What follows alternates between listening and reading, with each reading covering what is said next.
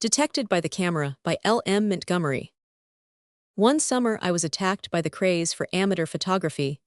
It became chronic afterwards, and I and my camera have never since been parted. We have had some odd adventures together, and one of the most novel of our experiences was that in which we played the part of chief witness against Ned Brooke. I may say that my name is Amy Clark, and that I believe I am considered the best amateur photographer in our part of the country. That is all I need tell you about myself. Mr. Carroll had asked me to photograph his place for him when the apple orchards were in bloom. He has a picturesque old-fashioned country house behind a lawn of the most delightful old trees, and flanked on each side by the orchards. So I went one June afternoon, with all my accoutrements, prepared to take the Carroll establishment in my best style. Mr. Carroll was away but was expected home soon, so we waited for him, as all the family wished to be photographed under the big maple at the front door. I prowled around among the shrubbery at the lower end of the lawn, and after a great deal of squinting from various angles, I at last fixed upon the spot from which I thought the best view of the house might be obtained. Then Gertie and Lillian Carroll and I got into the hammocks and swung at our leisure, enjoying the cool breeze sweeping through the maples. Ned Brooke was hanging around as usual, watching us furtively.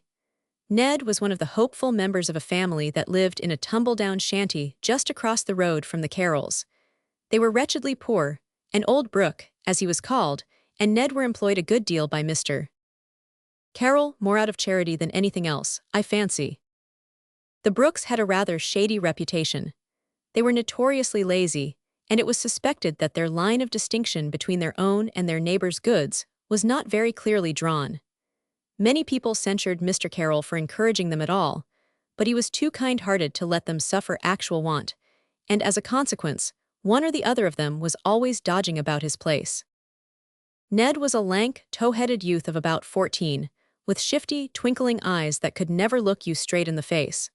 His appearance was anything but prepossessing, and I always felt, when I looked at him, that if anyone wanted to do a piece of shady work by proxy, Ned Brooke would be the very lad for the business. Mr. Carroll came at last, and we all went down to meet him at the gate. Ned Brooke also came shuffling along to take the horse, and Mr. Carroll tossed the reins to him and at the same time handed a pocketbook to his wife. "Just as well to be careful where you put that," he said laughingly. "There's a sum in it not to be picked up on every gooseberry bush. Gilman Harris paid me this morning for that bit of woodland I sold him last fall, $500. I promised that you and the girls should have it to get a new piano, so there it is for you." "Thank you," said Mrs. Carroll delightedly. "However, you'd better put it back in your pocket till we go in. Amy is in a hurry." Mr. Carroll took back the pocketbook and dropped it carelessly into the inside pocket of the light overcoat that he wore. I happened to glance at Ned Brooke just then, and I could not help noticing the sudden crafty, eager expression that flashed over his face. He eyed the pocketbook in Mr. Carroll's hands furtively, after which he went off with the horse in a great hurry. The girls were exclaiming and thanking their father, and nobody noticed Ned Brooke's behavior but myself, and it soon passed out of my mind. "Come to take the place, are you, Amy?" said Mr. Carroll. "Well, everything is ready, I think. I suppose we'd better proceed. Where shall we stand? You had better group us as you think best." Whereupon I proceeded to arrange them in due order under the maple. Mrs. Carroll sat in a chair, while her husband stood behind her. Gertie stood on the steps with a basket of flowers in her hand, and Lillian was at one side. The two little boys, Teddy and Jack, climbed up into the maple, and little Dora, the dimpled 6-year-old, stood gravely in the foreground with an enormous gray cat hugged in her chubby arms. It was a pretty group in a pretty setting, and I thrilled with professional pride as I stepped back for a final, knowing squint at it all. Then I went to my camera, slipped in the plate, gave them due warning and took off the cap. I took 2 plates to make sure, and then the thing was over. But as I had another plate left, I thought I might as well take a view of the house by itself. So I carried my camera to a new place, and had just got everything ready to lift the cap when Mr. Carroll came down and said, "If you girls want to see something pretty, come to the back field with me. That will wait till you come back, won't it, Amy?" So we all betook ourselves to the back field, a short distance away, where Mr. Carroll proudly displayed 2 of the prettiest little Jersey cows I had ever seen. We returned to the house by way of the back lane, and as we came in sight of the main road, my brother Cecil drove up and said that if I were ready, I had better go home with him and save myself a hot, dusty walk. The Carrolls all went down to the fence to speak to Cecil, but I dashed hurriedly down through the orchard, leaped over the fence into the lawn and ran to the somewhat remote corner where I had left my camera. I was in a desperate hurry, for I knew Cecil's horse did not like to be kept waiting, so I never even glanced at the house, but snatched off the cap, counted 2 and replaced it. Then I took out my plate, put it in the holder and gathered up my traps.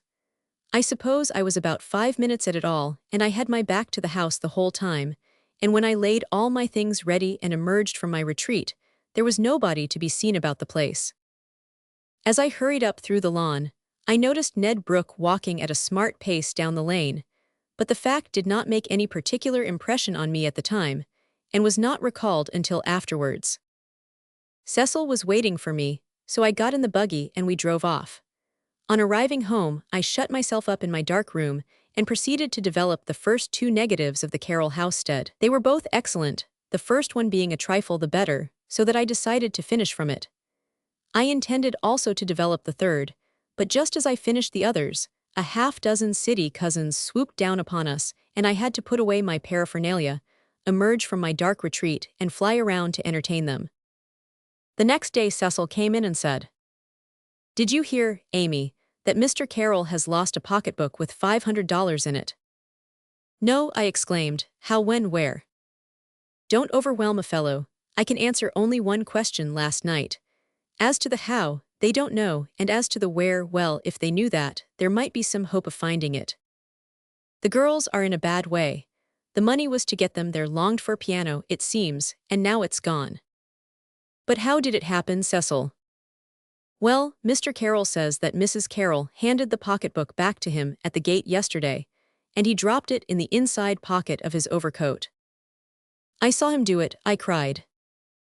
"Yes, and then, before he went to be photographed, he hung his coat up in the hall. It hung there until the evening, and nobody seems to have thought about the money, each supposing that someone else had put it carefully away. After tea Mr. Carroll put on the coat and went to see somebody over at Netherby. He says the thought of the pocketbook never crossed his mind. He had forgotten all about putting it in that coat pocket. He came home across the fields about 11 o'clock and found that the cows had broken into the clover hay, and he had a great chase before he got them out. When he went in, just as he entered the door, the remembrance of the money flashed over him. He felt in his pocket, but there was no pocketbook there. He asked his wife if she had taken it out. She had not, and nobody else had. There was a hole in the pocket, but Mr. Carroll says it was too small for the pocketbook to have worked through. However, it must have done so, unless someone took it out of his pocket at Netherby, and that is not possible because he never had his coat off and it was in an inside pocket. It's not likely that they will ever see it again. Someone may pick it up, of course, but the chances are slim. Mr. Carroll doesn't know his exact path across the fields, and if he lost it while he was after the cows, it's a bluer show still. They've been searching all day, of course. The girls are awfully disappointed." A sudden recollection came to me of Ned Brooke's face, as I had seen it the day before at the gate, coupled with the remembrance of seeing him walking down the lane at a quick pace, so unlike his usual shambling gait, while I ran through the lawn. "How do they know it was lost?" I said. "Perhaps it was stolen before Mr. Carroll went to Netherby." "They think not," said Cecil. "Who would have stolen it?" "Ned Brooke. I saw him hanging around. And you never saw such a look as came over his face when he heard Mr. Carroll say there was $500 in that pocketbook." "Well, I did suggest to them that Ned might know something about it, for I remembered having seen him go down the lane while I was waiting for you, but they won't hear of such a thing. The Brookes are kind of protégés of theirs, you know, and they won't believe anything bad of them. If Ned did take it, however, there's not a shadow of evidence against him." "No, I suppose not," I answered thoughtfully, "but the more I think it over, the more I'm convinced that he took it. You know, we all went to the back field to look at the jerseys, and all that time the coat was hanging there in the hall and not a soul in the house. And it was just after we came back that I saw Ned scuttling down the lane so fast." I mentioned my suspicions to the Carrolls a few days afterwards, when I went down with the photographs, and found that they had discovered no trace of the lost pocketbook. But they seemed positively angry when I hinted that Ned Brooke might know more about its whereabouts than anyone else.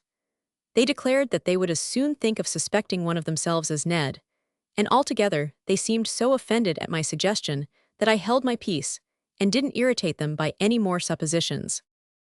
Afterwards, in the excitement of our cousin's visit, the matter passed out of my mind completely.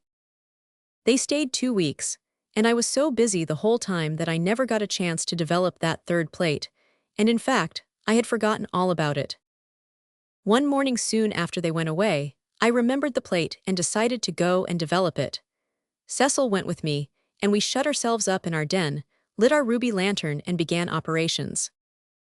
I did not expect much of the plate, because it had been exposed and handled carelessly, and I thought that it might prove to be underexposed or light-struck. So I left Cecil to develop it while I prepared the fixing bath. Cecil was whistling away when suddenly he gave a tremendous hue of astonishment and sprang to his feet. "Amy, Amy, look here," he cried. I rushed to his side and looked at the plate as he held it up in the rosy light. It was a splendid one, and the Carroll house came out clear, with the front door and the steps in full view. And there, just in the act of stepping from the threshold, was the figure of a boy with an old straw hat on his head, and in his hand, the pocketbook. He was standing with his head turned towards the corner of the house as if listening, with one hand holding his ragged coat open and the other poised in midair with the pocketbook, as if he were just going to put it in his inside pocket. The whole scene was as clear as noonday, and nobody with eyes in his head could have failed to recognize Ned Brooke. "Goodness," I gasped, "in with it quick." And we doused the thing into the fixing bath, and then sat down breathlessly and looked at each other. "I say, Amy," said Cecil, "what a sell this will be on the Carrolls. Ned Brooke couldn't do such a thing. Oh no, the poor injured boy at whom everyone has such an unlawful pick. I wonder if this will convince them." "Do you think they can get it all back?" I asked. "It's not likely he would have dared to use any of it yet." "I don't know. We'll have a try, anyhow. How long before this plate will be dry enough to carry down to the Carrolls as circumstantial evidence?" 3 hours or thereabouts," I answered, "but perhaps sooner. I'll take 2 prints off when it is ready. I wonder what the Carrolls will say." It's a piece of pure luck that the plate should have turned out so well after the slapdash way in which it was taken and used. I say, Amy, isn't this quite an adventure? At last the plate was dry, and I printed 2 proofs. We wrapped them up carefully and marched down to Mr. Carroll's. You never saw people so overcome with astonishment as the Carrolls were when Cecil, with the air of a statesman, unfolding the evidence of some dreadful conspiracy against the peace and welfare of the nation, produced the plate and the proofs, and held them out before them. Mr. Carroll and Cecil took the proofs and went over to the Brooke shanty. They found only Ned and his mother at home. At first Ned, when taxed with his guilt, denied it, but when Mr. Carroll confronted him with the proofs, he broke down in a spasm of terror and confessed all. His mother produced the pocketbook and the money. They had not dared to spend a single cent of it, and Mr. Carroll went home in triumph. Perhaps Ned Brooke ought not to have been let off so easily as he was, but his mother cried and pleaded, and Mr. Carroll was too kind-hearted to resist. So he did not punish them at all, save by utterly discarding the whole family and their concerns. The place got too hot for them after the story came out, and in less than a month all moved away, much to the benefit of Mapleton.